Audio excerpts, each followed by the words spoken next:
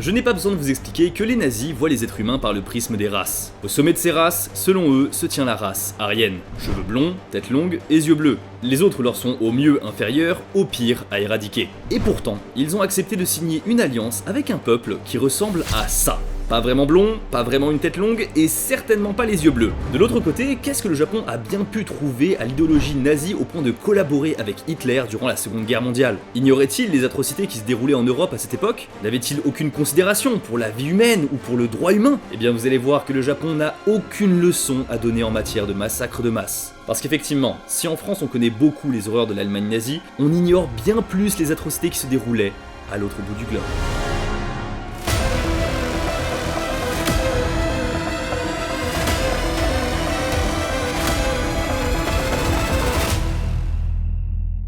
Vous savez, c'est toujours très joli, une belle transition, mais parfois sur certains sujets, il vaut mieux tout simplement ne pas en avoir. S'il y a bien un produit qui me suit vraiment tous les jours, parce que oui, j'aime bien aller tous les jours à la salle, c'est Holy Energy. Holy Energy, vraiment, c'est un coup de boost pour ma séance qui me permet vraiment de performer. La preuve que j'utilise Holy depuis longtemps, c'est que j'ai encore des shakers avec leur ancien logo. Et là, information importante, j'ai 5 € de réduction avec le code Louis5 et moins 10% sur votre commande entière avec le code Louis. Bien sûr, je parle de Holy Energy, mais ils ont aussi 3 autres gammes. La première, c'est la gamme Milkshake. Alors je vous le dis honnêtement, c'est pas trop mon kiff. Alors, ça n'a rien à voir avec Holy pour le coup, c'est juste parce que je ne suis pas très fan de lait. C'est pas trop ma cam. Celle-ci, c'est le Iced Tea. Alors oui, ils ont des collaborations avec Bob l'éponge. Bob l'éponge a le goût de ananas et thé vert. Bob l'éponge aime beaucoup le matcha, voilà, il est très japonais dans l'âme. Le Iced Tea, son utilité, c'est vraiment de freiner la consommation de soda. Alors bien sûr, ça ne remplacera jamais l'eau et c'est toujours mieux de consommer de l'eau, mais c'est sûr que si tu bois 3 litres de coca par jour, ça va être difficile de passer d'un coup comme ça à de l'eau. Et enfin, la dernière gamme, c'est la gamme hydratation, plutôt hydration. Celle-ci, elle est conçue pour l'effort de longue durée, donc comme par exemple du cardio. Et vous inquiétez pas, ils ont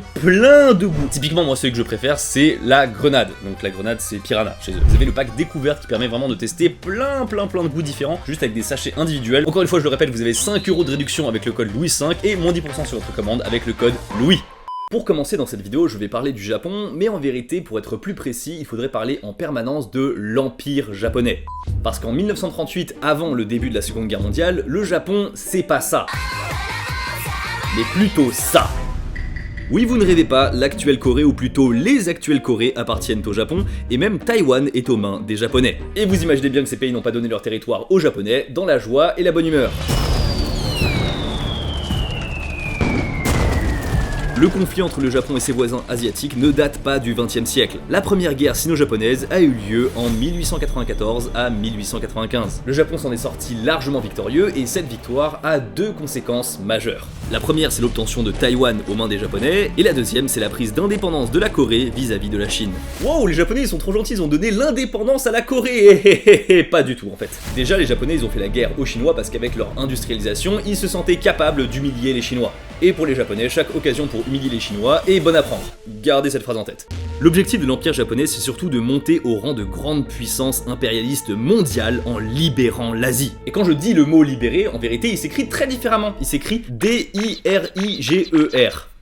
Très subtil. Donc la Corée qui prend son indépendance, elle aura à peine le temps de célébrer son 10e anniversaire que déjà le Japon repasse à l'action. En 1905, le Japon impose un protectorat à la Corée et 5 ans plus tard, ils arrêtent de faire semblant et ils annexent la Corée. Et si on veut donner les termes crus, la Corée devient une colonie de l'Empire japonais. Mais alors pourquoi le Japon convoite autant la Corée? Certes, c'est des ressources en plus, il y a un prestige politique à annexer un autre pays, mais la vraie raison, elle n'est pas là. La vraie raison de l'annexion de la Corée, c'est eux. L'Union soviétique. C'est eux la vraie menace à l'expansion des Japonais en Asie. Ils ont déjà eu des conflits en 1905 où le Japon s'en est sorti, mais ils savent que ce n'est que temporaire. Et pour le Japon, avoir un gros concurrent au pied de sa porte, c'est pas très agréable. C'est pour ça qu'avoir une zone tampon sur le continent, comme par exemple la Corée, c'est bien pratique pour eux. Sauf que le problème d'une zone tampon, c'est que lorsqu'on la contrôle bien, qu'elle est efficace, qu'elle tourne nickel, on a envie d'avoir une autre zone tampon pour protéger l'ancienne zone tampon. Et cette future zone tampon que le Japon convoite, elle s'appelle la Mandchourie. Une zone riche en charbon, en fer, en soja, en pétrole, en bois. Wow, des ressources bien pratiques lorsqu'on veut déplacer, fabriquer ou nourrir une armée au front. Alors les Japonais, forcément, au début du XXe siècle, ils vérifient comme ça, vite fait, pour savoir à qui appartient la Mandchourie. Et là, bingo, elle appartient à la République de Chine. Et qu'est-ce que je vous disais tout à l'heure? Ah oui, que pour les Japonais, chaque occasion pour humilier les Chinois est bonne à prendre. Bon, autant vous dire que envahir ce territoire pour le Japon c'est vraiment une question de formalité, mais, un pays ne peut pas en envahir un autre sans une excuse, ce qu'on appelle un casus belli. Après, pas besoin d'avoir d'énormes raisons non plus, hein. Un soufflet ça a suffi à déclencher la conquête de l'Algérie par la France en 1830. Quoi qu'il en soit, il faut quelque chose parce que sinon le Japon n'aura pas une bonne réputation à l'international, et ça risquerait de faire tâche. Une ligne de chemin de fer vient d'exploser près de Mukden. Cette voie ferrée appartient à une société japonaise. La population s'agite, mais surtout l'information remonte très rapidement jusqu'au gouvernement japonais. L'attentat est alors jugé inacceptable. Les militaires japonais accusent les Chinois d'avoir perpétré cet attentat et envahissent immédiatement la Mandchourie. C'est bizarre quand même, un attentat qui arrive pile au moment où le Japon convoite la Mandchourie. C'est tiens. Bon, je vous le donne en mille, c'est pas une théorie du complot parce que c'est littéralement un complot. Effectivement, l'attentat a été orchestré par les Japonais eux-mêmes pour se donner une excuse en or afin d'envahir et de récupérer le territoire de la Mandchourie. Et c'est comme ça qu'en 1931, ils annexent la Mandchourie, lui donnent son indépendance et ils en font ce qu'on appelle un état fantoche. En gros, c'est un état factice en apparence aux mains du peuple et des populations autochtones, mais qui est en réalité la marionnette d'un pays étranger.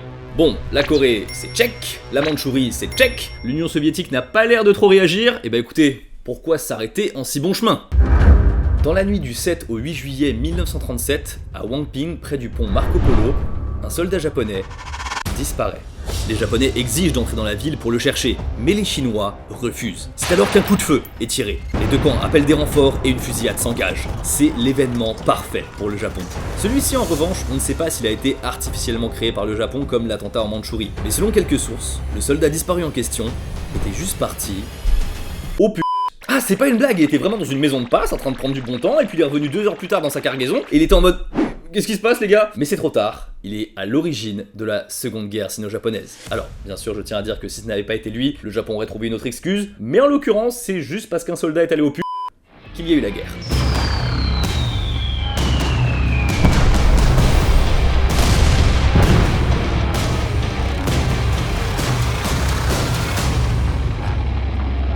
Est-ce que vous connaissez la ville de Nantes ? J'imagine que oui.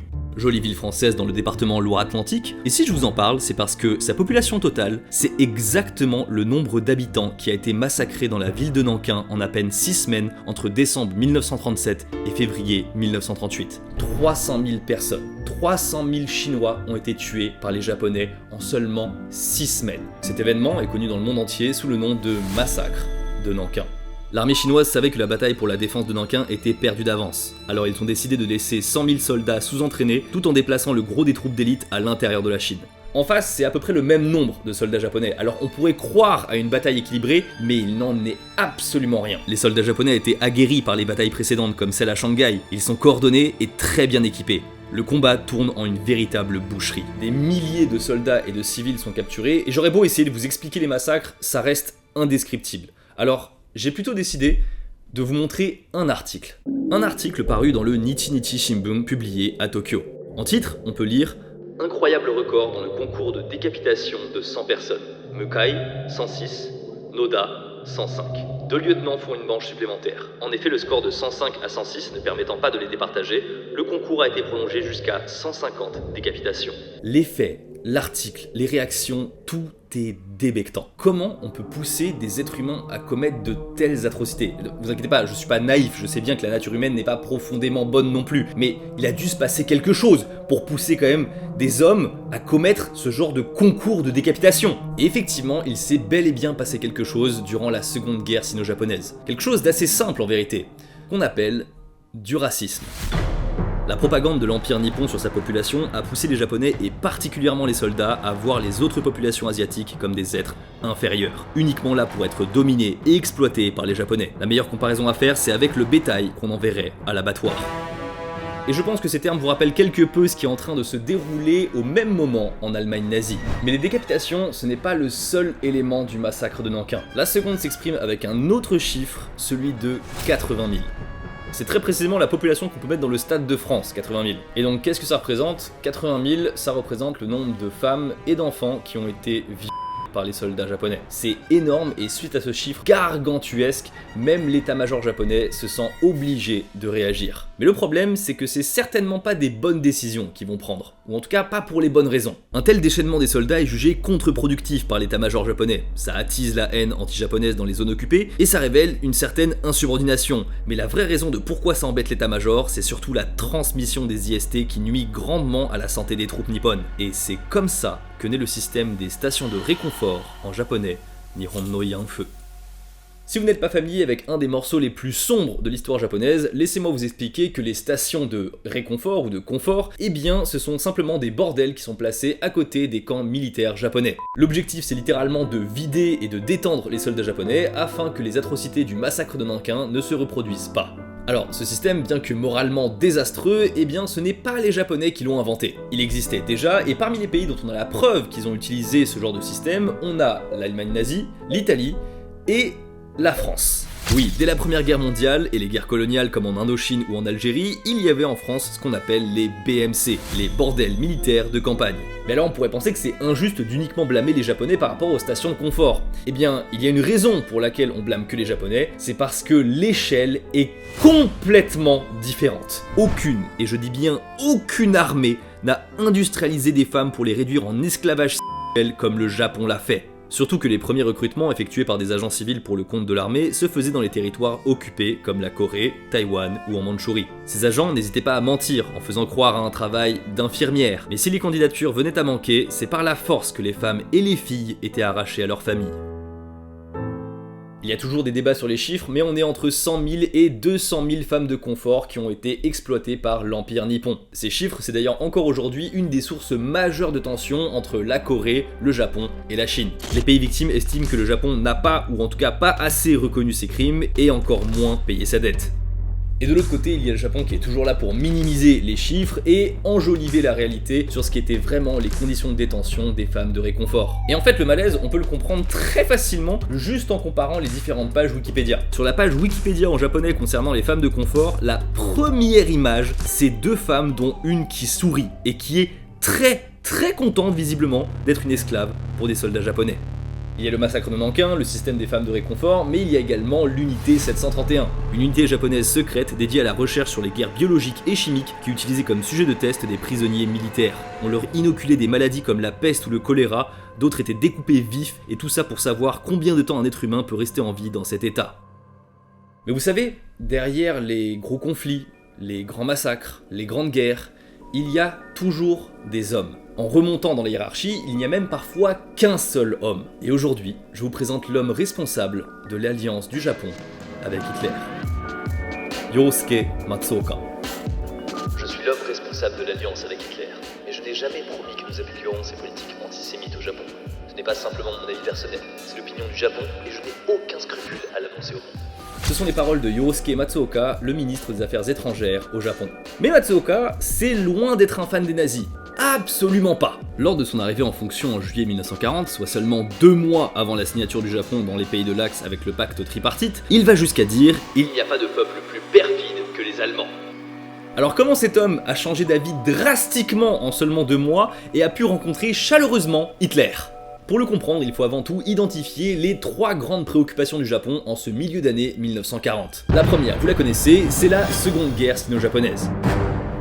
Après une avancée rapide en 1937 et 1938, le Japon peine à conquérir l'arrière-pays. Il y a de nombreuses guérillas et des sabotages, et même avec l'aide des Zaibatsu, ces énormes conglomérats entrepreneuriales du Japon qui existent encore aujourd'hui comme par exemple Mitsubishi, le Japon peine à rentabiliser l'occupation.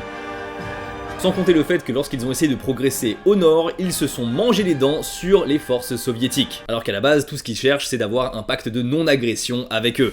La deuxième grande préoccupation, c'est la détérioration des relations entre le Japon et les États-Unis.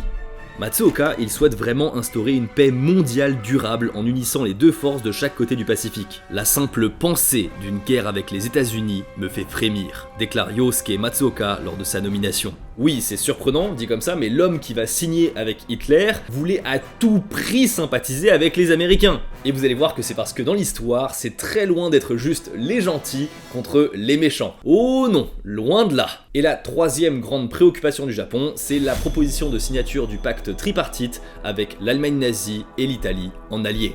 Alors, il faut savoir qu'à ce moment, au Japon, il y a certes un gouvernement, mais en réalité, officieusement, il y en a deux. Le gouvernement politique d'un côté et l'armée de l'autre. Et pour être tout à fait honnête, comme on est en temps de guerre, c'est largement plus l'armée qui a le pouvoir décisionnel. Et l'idée d'une alliance avec les nazis, ça vient tout droit des militaires japonais, pas du gouvernement. Forcément, un régime raciste qui voit l'ennemi comme étant une race inférieure, les hauts gradés militaires japonais, eh bien ils se reconnaissent là-dedans. Mais Matsuoka, comme je vous le disais, il méprise les nazis et refuse de signer quelque chose avec eux. Et en fait, s'il ne veut pas signer, c'est surtout parce qu'il ne voit aucun intérêt pour le Japon de s'allier avec Adolf Hitler. Le Japon n'est pas antisémite et ce qui se passe en Europe, il s'en cogne un peu. Lui, grossièrement, ce qu'il veut, c'est un câlin avec Staline qui est le dirigeant de l'Union soviétique et un câlin avec Roosevelt qui est le président des États-Unis. Au début, il parvient à refuser ou tout du moins repousser la signature. Mais au bout d'un moment, les généraux japonais, ils commencent à s'impatienter. C'est le lieutenant-général Muto Akira qui toque à la porte du bureau de Matsuoka. C'est pour une visite dite de courtoisie, dit-il. Bien sûr, il n'en est rien. Le militaire, agacé par les hésitations du ministre des Affaires étrangères quant à la signature du pacte tripartite, décide de prendre le taureau par les cornes. Il lui explique que c'est soit il accepte de signer, soit l'armée japonaise renverse le gouvernement. Ces menaces ne sont clairement pas des paroles en l'air. En temps de guerre, comme je vous l'ai dit, l'armée a énormément d'influence. Renverser le gouvernement, ce ne serait presque qu'une simple formalité tant le pouvoir décisionnel est déjà entre leurs mains. La discussion s'intensifie dans le bureau. Mais au bout de plusieurs heures, une poignée de main. Le lieutenant-général sort du bureau de Matsuoka et chaque homme affiche un visage de satisfaction. Les deux hommes seraient donc parvenus à un accord ? Pas du tout! Ils ont juste brassé du vent pendant des heures et ils se sont mal compris. Gros quiproquo. Après la rencontre, le lieutenant-général Muto crut que Matsuoka était favorable au pacte tripartite. Mais Matsuoka, quant à lui, pensait avoir convaincu Muto, comme quoi ce n'était pas une signature utile. C'est gaguesque au possible, mais après ce fail, il ne faudra pas non plus longtemps aux généraux de l'armée japonaise pour comprendre que Matsuoka n'avait absolument rien compris. Et donc à force de menacer ce dernier, Matsuoka s'est rendu à l'évidence, il doit accepter. Dans les faits, Matsuoka, il continue à hésiter, à chanceler et à franchement faire tourner en bourrique les généraux japonais. Mais un élément avait échappé à Matsuoka. Un élément qui s'est déroulé le 23 août 1939, donc un an avant. Ce jour-là, l'Allemagne nazie avait obtenu quelque chose que le Japon n'a pas et que le Japon convoite depuis des années. Un pacte de non-agression avec l'Union soviétique. L'accord Hitler-Staline, et ça change absolument tout. Parce que le Matsuoka, je vous le rappelle, qu'il veut toujours son câlin avec Staline. Et donc si pour obtenir un câlin avec Staline, il doit faire un câlin à Hitler et Mussolini, il le fera. Qu'est-ce que je raconte ? En gros, Matsuoka se dit que signer avec les nazis le pacte tripartite pourrait permettre au Japon d'obtenir un pacte similaire avec l'Union soviétique. Avec bien sûr l'Allemagne jouant un rôle de médiateur entre le Japon et l'Union soviétique. Et pour couronner le tout, il y a même des rumeurs comme quoi l'Union soviétique pourrait rentrer dans le pacte tripartite. Ça ferait quadripartite. Il y aurait donc à l'intérieur l'Allemagne nazie, l'Italie, le Japon et l'Union soviétique. Et là, Matsuoka vraiment, il entrevoit ce doux rêve. C'est pour ça qu'il décide de rencontrer sans tarder l'ambassadeur allemand au Japon directement dans son bureau. Et là, bingo, l'ambassadeur lui fait une proposition avec exactement ce qu'il veut. La signature du pacte tripartite, donc collaborer avec les nazis en l'échange d'une médiation avec l'Union soviétique. C'est donc pour toutes ces raisons que le 27 septembre 1940, à Berlin, le pacte tripartite alliant le Japon, l'Allemagne nazie et l'Italie est ratifié. Et maintenant vous connaissez les réelles raisons qui ont motivé les Japonais et l'Empire nippon à collaborer avec les nazis. Pas d'antisémitisme, pas d'admiration, non, juste l'opportunité de faire copain-copain avec l'Union soviétique pour obtenir un pacte de non-agression. Mais alors, est-ce que concrètement, l'Allemagne nazie et le Japon ne se sont pas un peu aidés durant la guerre ?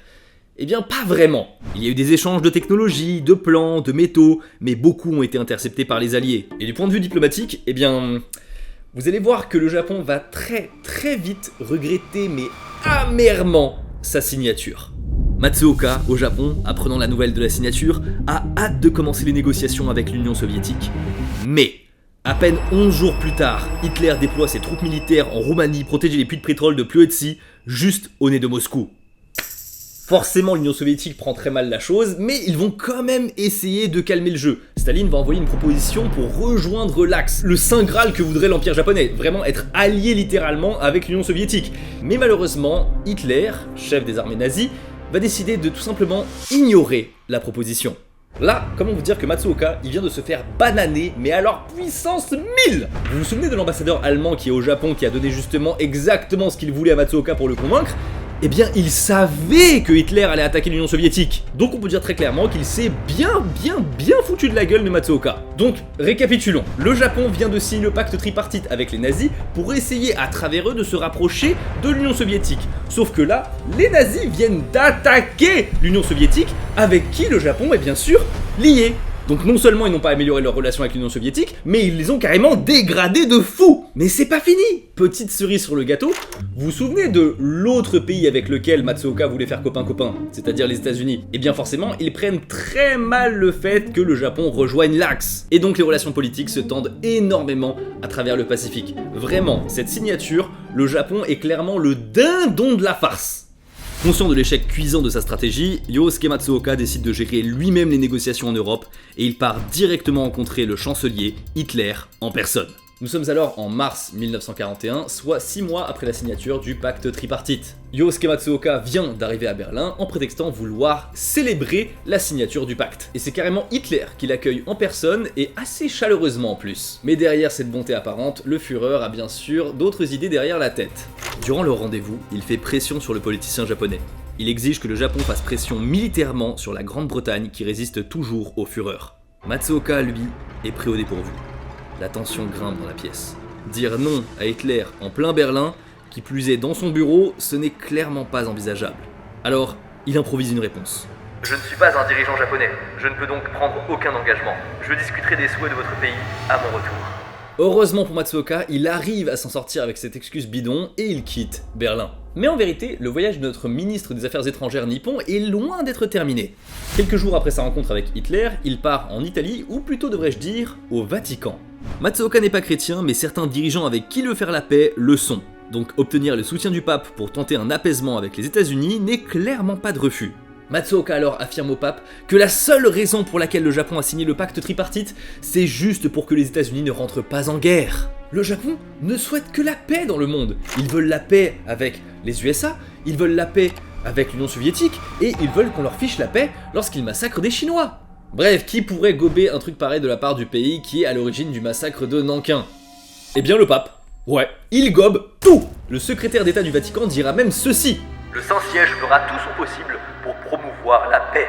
Je précise d'ailleurs qu'à cette époque, le Vatican était bel et bien au courant que le Japon avait perpétré et massacré Nankin. Mais visiblement, la politique, même pour le pape, eh bien c'est plus important.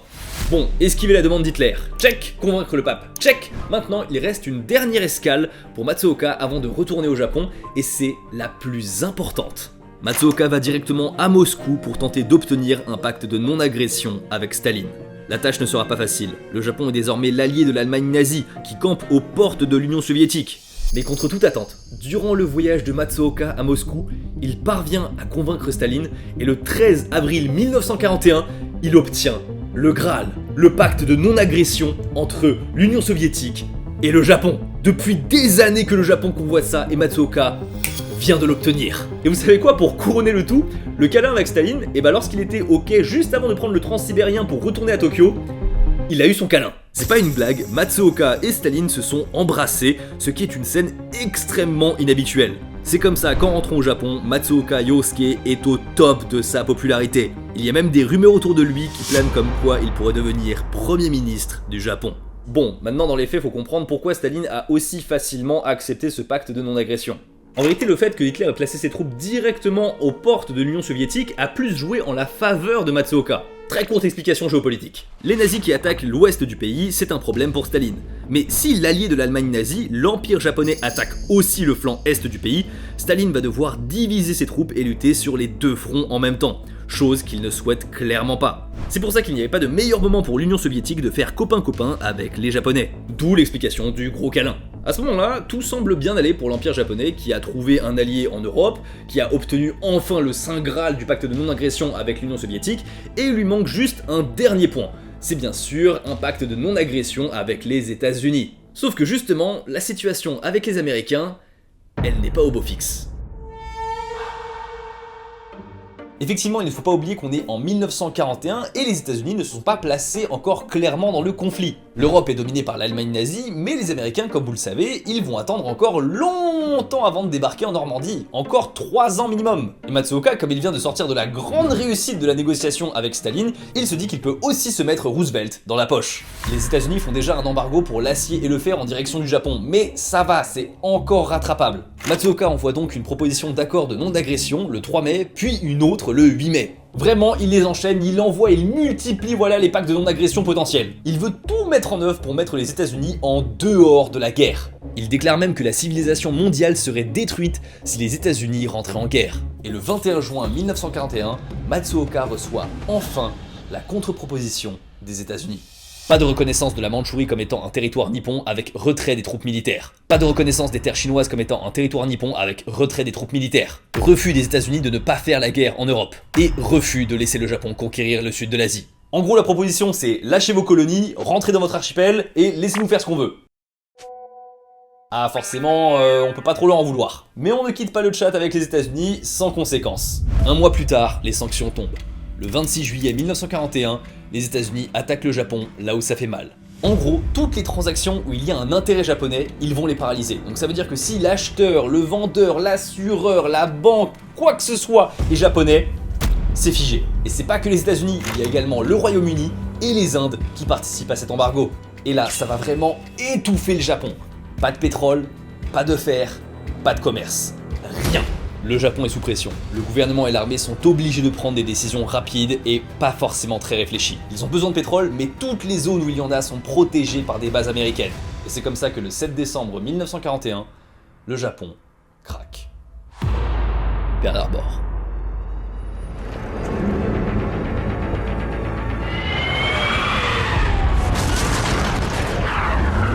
Le Japon attaque par surprise et en traître les États-Unis sur Pearl Harbor.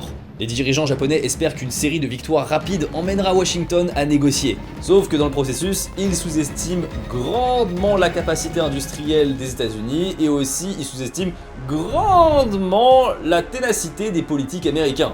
Et en fait, cette attaque de Pearl Harbor, elle va déclencher une série d'événements cataclysmiques, dont notamment la libération de l'Europe. Je m'explique. Le Japon attaque en traître le 7 décembre 1941 Pearl Harbor. Le 8, il déclare officiellement la guerre aux États-Unis et au Royaume-Uni. Visiblement, le télégraphe, il était pas très bien passé, c'est bête. Forcément, les deux pays répliquent en déclarant la guerre. Mais grâce ou à cause du pacte tripartite, l'Allemagne nazie et l'Italie déclarent la guerre aux États-Unis. Et bien sûr, en conséquence, les États-Unis répliquent en déclarant la guerre à l'Allemagne nazie, et c'est ça qui motivera les Américains à débarquer en Normandie pour libérer l'Europe des nazis. Lorsqu'il apprend la nouvelle de l'attaque de Pearl Harbor par les Japonais, Matsuoka n'est déjà plus ministre des Affaires étrangères, mais il fond en larmes. Il le sait depuis le début à quel point les Américains sont puissants militairement parlant. Et même s'il aime le Japon, il ne voit aucun scénario où les forces armées nippones peuvent venir à bout d'un géant américain. Il avoue alors toujours en larmes que la signature du pacte tripartite est la pire erreur de sa vie. Même me donner la mort ne suffirait pas. Je ne saurais trop m'excuser auprès de Sa Majesté et des 80 millions d'habitants du Japon. La suite peut être résumée assez facilement. C'est des victoires rapides pour le Japon pendant une année environ, puis après, c'est la descente aux enfers. À partir de 1942, la situation dans le Pacifique bascule en faveur des Américains. En juin 1944, les Américains débarquent en Normandie, et un peu moins d'un an plus tard, l'Allemagne nazie capitule sans condition. Le regard du monde se tourne alors vers le Japon, seul et épuisé. Mais les Américains se préparent déjà à la prochaine grande guerre, celle contre les communistes. Et par conséquent, ils ont envie d'en finir avec le Japon le plus vite possible.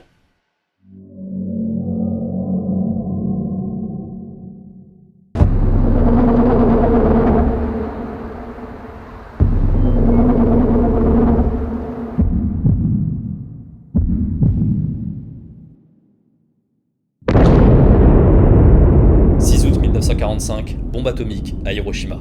3 jours plus tard, 9 août 1945, bombe atomique à Nagasaki. On pense souvent que ce sont ces deux bombes atomiques qui ont poussé le Japon à se rendre sans condition.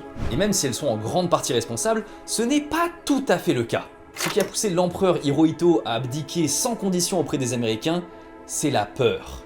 La peur de la division. En effet, le 9 août au matin, l'Union soviétique attaque la Mandchourie. Et ça c'est décisif. C'est un coup de massue et le Japon à ce stade sait très bien qu'il est foutu.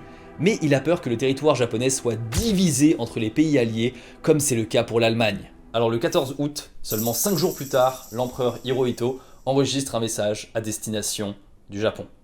Il y annonce la capitulation et la diffusion est prévue pour le lendemain à midi. Mais attendez, l'histoire n'est pas terminée parce qu'il y a une poignée de généraux fanatiques qui n'est absolument pas d'accord du tout avec la capitulation.